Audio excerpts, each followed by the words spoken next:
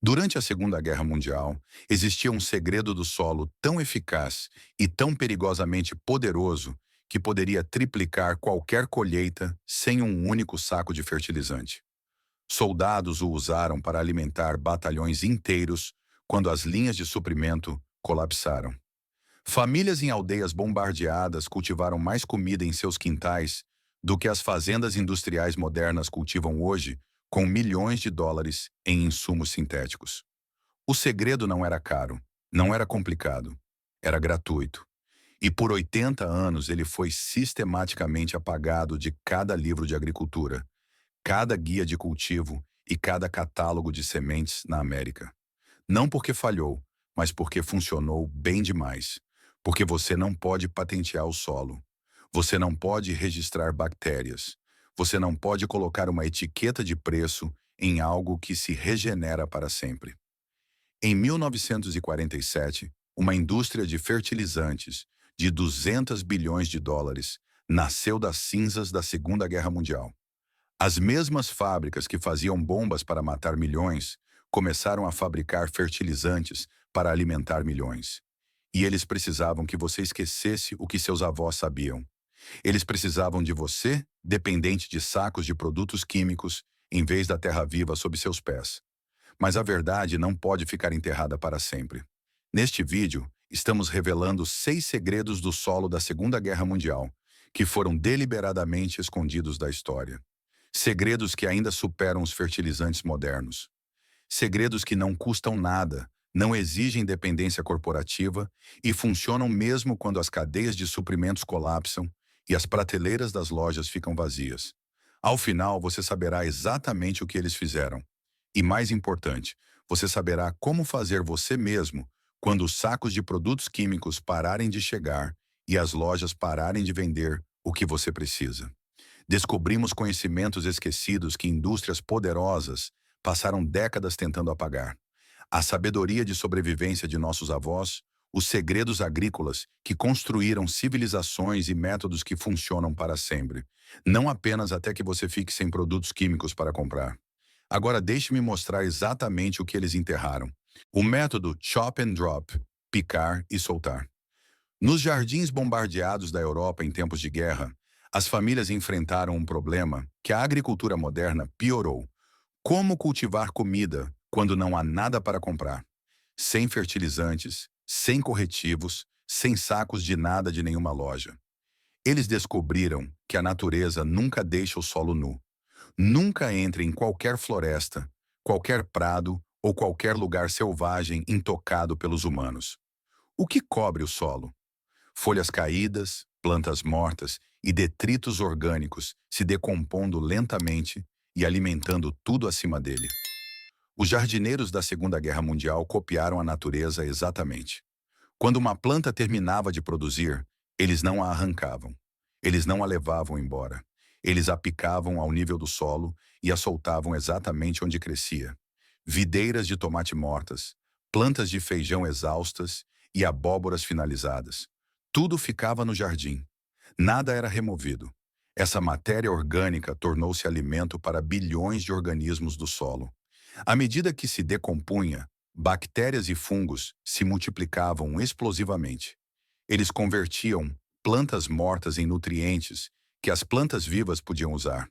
O solo ficava mais rico a cada estação, em vez de mais pobre. Mas os benefícios iam além da nutrição.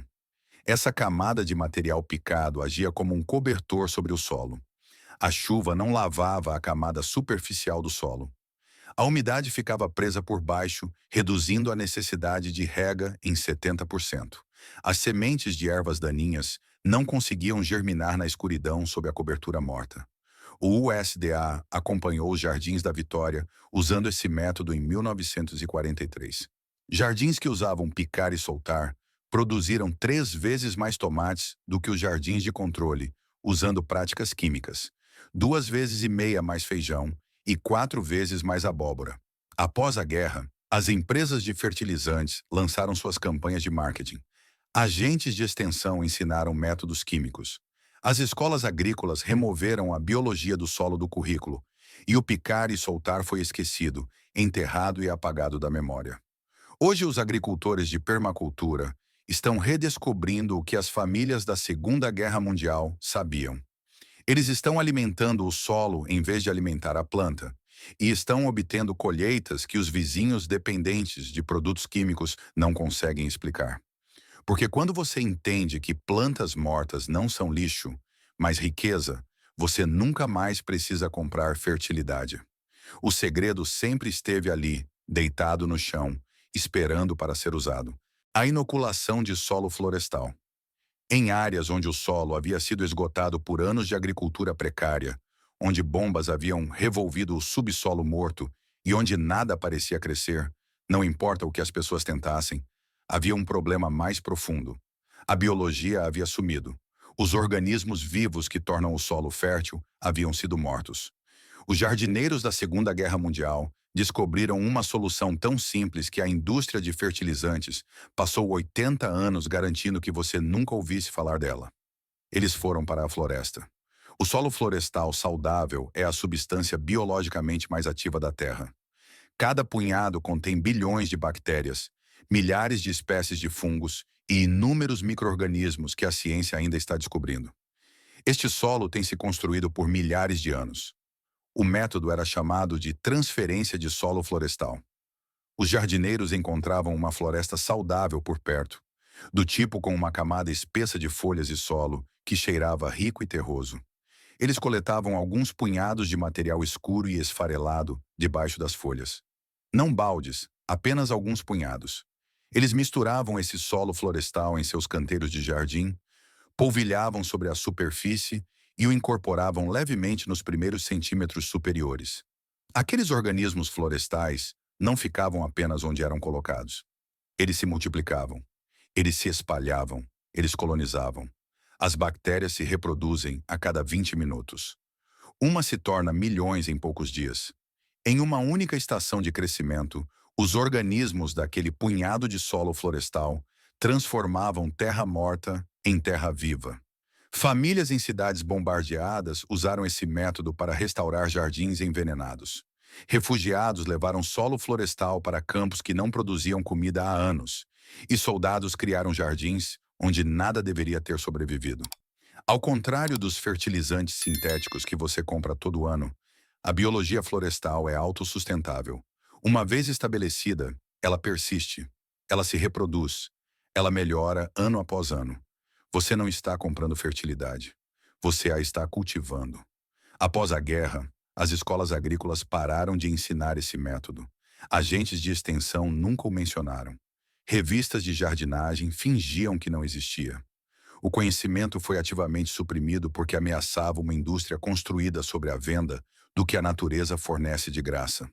Eles não podiam deixar as pessoas saberem que um punhado de terra da floresta valia mais do que um caminhão cheio de seus produtos. O plantio em Guilda das Três Irmãs. A maioria das pessoas pensa que as plantas crescem sozinhas. Uma semente, um buraco, uma fileira. A agricultura moderna ensina monoculturas. Culturas únicas que se estendem por vastos campos. Cada planta idêntica, cada fileira separada. Isso está exatamente errado.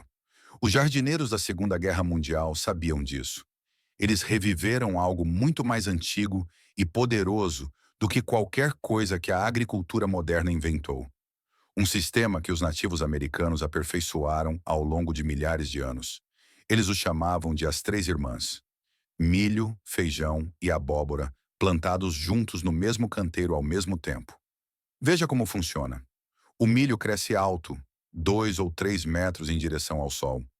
Ele fornece uma estrutura vertical, um poste vivo. O feijão se enrola nos talos de milho e sobe em direção à luz. Não são necessárias treliças. As plantas se sustentam mutuamente. Mas o feijão retribui com algo que vale mais do que estrutura. As raízes do feijão contêm bactérias que extraem nitrogênio diretamente do ar e o depositam no solo. Elas fabricam fertilizante enquanto crescem, de graça. A abóbora espalha folhas largas pelo chão, criando uma cobertura morta viva. Elas sombreiam o solo completamente, mantendo-o fresco e úmido. As sementes de ervas daninhas não conseguiam germinar nessa escuridão. A água que evaporaria fica presa sob essas folhas.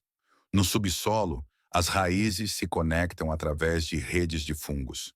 Esses fios fúngicos ligam os sistemas radiculares, permitindo que compartilhem recursos e informações. Quando o milho precisa de nitrogênio, o feijão o fornece através da rede. Quando insetos atacam a abóbora, sinais de alerta viajam pelas rodovias fúngicas para outras plantas. Isso não é misticismo, isso é ciência revisada por pares. A doutora Suzanne Simard, da Universidade da Colômbia Britânica, passou 30 anos documentando essas redes subterrâneas. Ela chama isso de Wood Wide Web, rede florestal. Os jardins da Vitória que usavam as três irmãs exigiam 50% menos água do que os jardins convencionais. Esses mesmos jardins compravam zero fertilizante. O feijão fornecia todo o nitrogênio que o milho precisava. E os jardins das três irmãs produziram 60% mais calorias totais por metro quadrado do que o plantio em monocultura. Após a guerra, as empresas de fertilizantes precisavam que os agricultores esquecessem isso. As três irmãs tornaram-se folclore em vez de conselho agrícola, despojadas de seu poder prático. Hoje, os designers de permacultura as estão trazendo de volta. Eles estão provando que as plantas não querem crescer sozinhas. Elas querem crescer juntas. O sistema de preparo de chá de composto. Nas regiões mais úmidas da Europa em guerra, as doenças matavam os jardins silenciosamente. Infecções fúngicas se espalhavam pelo solo úmido. Pragas bacterianas dizimavam plantações da noite para o dia. Jardineiros modernos lutam com fungicidas químicos que matam a doença, mas também matam a vida benéfica. Os jardineiros da Segunda Guerra Mundial encontraram algo melhor. Eles preparavam chá. Chá de composto, um líquido vivo fervilhando de organismos benéficos que podia ser pulverizado diretamente sobre as plantas e o solo. Veja como eles faziam. Composto pronto, com cheiro terroso e escuro, era colocado em um saco de estopa. Este era submerso em um barril de água da chuva. A mistura descansava de 24 a 48 horas e era mexida ocasionalmente. Durante esse tempo, os organismos no composto se multiplicavam explosivamente, enchendo a água com bilhões de bactérias e fungos benéficos. O líquido era despejado no solo para impulsionar a biologia abaixo da superfície e pulverizado nas folhas das plantas, onde os organismos benéficos superavam os patógenos causadores de doenças. Plantas pulverizadas, com chá de composto, resistiam a infecções fúngicas que destruíam jardins vizinhos. Os tomates permaneciam saudáveis quando a praga varria as aldeias. Os feijões cresciam fortes quando doenças bacterianas apodreciam plantações no final da estrada. Os organismos benéficos colonizavam as superfícies das plantas, ocupando o espaço que as doenças precisavam. Jardins tratados com chá de composto desenvolviam uma terra mais escura e rica em uma única estação. As populações de minhocas explodiam. Os sistemas radiculares cresciam mais profundamente. As plantas tornavam-se mais resistentes à seca. Os jardineiros da Segunda Guerra Mundial chamavam de chá de esterco ou água de composto. Eles sabiam que as plantas tratadas com este líquido cresciam mais fortes, resistiam melhor às doenças e produziam mais comida. Após a guerra, as empresas químicas comercializaram fungicidas como soluções modernas. A abordagem viva foi substituída pela abordagem de matar. Hoje, os agricultores orgânicos estão preparando chá de composto novamente. Eles estão provando que você não precisa matar a doença. Você só precisa superá-la com organismos que realmente ajudam. A cobertura morta viva de plantas de cobertura. O inverno era a estação esquecida na maioria dos jardins. Após a colheita, o solo ficava nu por meses. A chuva lavava a camada superficial do solo. O congelamento e o degelo rachavam o solo. A biologia construída durante o verão morria sem raízes para alimentá-la. Os jardineiros da Segunda Guerra Mundial entendiam que solo nu é solo moribundo. Eles mantinham o solo coberto e vivo, mesmo quando as culturas alimentares não estavam crescendo. Eles plantavam culturas de cobertura. O trevo era o mais comum. Ele crescia rápido, cobria o solo completamente e retirava nitrogênio do ar para o solo. Um jardim plantado com trevo durante o inverno emergia na primavera com mais nitrogênio do que tinha no outono. Fertilizante gratuito fabricado pelas plantas enquanto você dormia. O centeio de inverno era outro favorito. Seu sistema radicular denso mantinha o solo no lugar durante as chuvas fortes. Aquelas raízes exsudavam compostos que alimentavam as bactérias do solo durante os meses frios. Quando chegava a primavera e o centeio era cortado, as raízes extensas se decompunham no subsolo, criando canais para água e ar. O método exigia quase nenhum trabalho. Sementes espalhadas pelo jardim após a colheita de outono. Uma leve passagem de ancinho as cobria. A chuva fazia o resto. Quando chegava a hora de plantar, você cortava a cultura de cobertura ao nível do solo e plantava através dos resíduos. O material cortado tornava-se cobertura morta. As raízes se decompunham no subsolo, deixando matéria orgânica nos canais. A biologia alimentada o inverno todo explodia em atividade quando as culturas alimentares mais precisavam. Após a guerra, as empresas de sementes pararam de promover culturas de cobertura. Não havia lucro em sementes que você não colhia. A ideia de cultivar plantas que você não vendia parecia um desperdício em uma economia construída na venda de produtos. Hoje, agricultores regenerativos plantam culturas de cobertura em milhares de acres. Eles estão construindo solo enquanto as fazendas industriais o destroem. O sistema de adaptação por salvamento de sementes. A Segunda Guerra Mundial ensinou aos jardineiros uma lição aterrorizante sobre dependência. Quando as linhas de suprimento colapsaram, quando as lojas fecharam e quando nada podia ser comprado, as famílias que sobreviveram haviam guardado suas próprias sementes. Isso não era apenas sobre ter sementes, era sobre ter as sementes certas. Variedades comerciais são criadas para condições médias, projetadas para terem um desempenho adequado em todos os lugares, mas excelente em lugar nenhum. Sementes salvas de seu próprio jardim são diferentes. Elas lembram onde cresceram. A cada estação, as plantas que prosperam são as plantas mais adequadas à sua situação exata, à biologia do seu solo, aos seus padrões de chuva e às suas pressões de pragas. Quando você salva sementes dos melhores desempenhos e as planta no ano seguinte, você está selecionando para o sucesso em suas condições específicas. Os jardineiros da Segunda Guerra Mundial guardavam sementes de tomates que amadureciam antes da geada, de feijões que produziam apesar da seca e de abóboras que resistiam a doenças que matavam as plantas vizinhas. Cada geração tornava-se mais bem adaptada. Depois de alguns anos, as variedades caseiras superavam qualquer coisa comprada. As sementes eram colhidas das plantas mais saudáveis, secas completamente à sombra, e armazenadas em frascos de vidro em condições frescas, escuras e secas. Famílias mantinham coleções de sementes que remontavam a gerações. Os tomates da vovó, os feijões do bisavô, bibliotecas genéticas vivas contendo décadas de adaptação. Quando os refugiados fugiam de cidades bombardeadas, muitas vezes não carregavam nada além de sementes. Aqueles pequenos pacotes representavam a sobrevivência, independência de sistemas que poderiam entrar em colapso da noite para o dia. Após a guerra, as empresas de sementes comerciais consolidaram o controle sobre a genética das plantas. Variedades híbridas substituíram as de polinização aberta, produzindo sementes que não podiam ser salvas.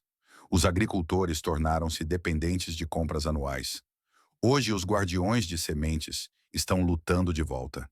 Eles estão mantendo variedades crioulas, construindo bibliotecas de sementes e garantindo que nenhuma família dependa jamais de uma empresa que pode não existir amanhã. Estas não eram apenas técnicas de jardinagem, eram atos de sobrevivência em um mundo tentando matar tudo. As pessoas que desenvolveram esses métodos tinham observação, desespero e sabedoria de gerações que cultivavam alimentos sem dependência corporativa. Seus métodos não eram primitivos. Eles eram superiores. Fertilizantes sintéticos degradam o solo. Esses métodos o constroem. Insumos químicos criam dependência. Esses métodos criam liberdade. A agricultura industrial extrai riqueza até que nada reste. Esses métodos geram riqueza que se acumula para sempre. Os jardins da vitória da Segunda Guerra Mundial provaram o que era possível. 20 milhões de famílias cultivando 40% dos vegetais da América. Sem produtos químicos, sem insumos corporativos, apenas solo, sementes e conhecimento passado através de gerações. Esse conhecimento foi deliberadamente enterrado depois de 1947. As mesmas empresas que faziam bombas faziam fertilizantes. A mesma dependência que mantinha as nações lutando, mantinha os agricultores comprando. Por 80 anos eles têm vencido. O solo tem morrido. A comida tem perdido nutrição. A cada ano tornamo-nos mais dependentes de sistemas que podem entrar em colapso a qualquer momento. Mas o conhecimento quer ser livre. A sabedoria encontra caminhos para sobreviver. E da próxima vez que as cadeias de suprimentos falharem, da próxima vez que as prateleiras das lojas ficarem vazias, dois tipos de pessoas existirão: aquelas que esperam por alguém para salvá-las e aquelas que já sabem como salvar a si mesmas. Se esta sabedoria esquecida mudou a maneira como você olha para o chão sob seus pés, por favor, inscreva-se em nosso canal e curta este vídeo. Estamos desenterrando a história que tentaram enterrar e reivindicando a independência que tentaram tirar. Comece a plantar seu futuro hoje. O próximo tesouro de conhecimento perdido será revelado em breve.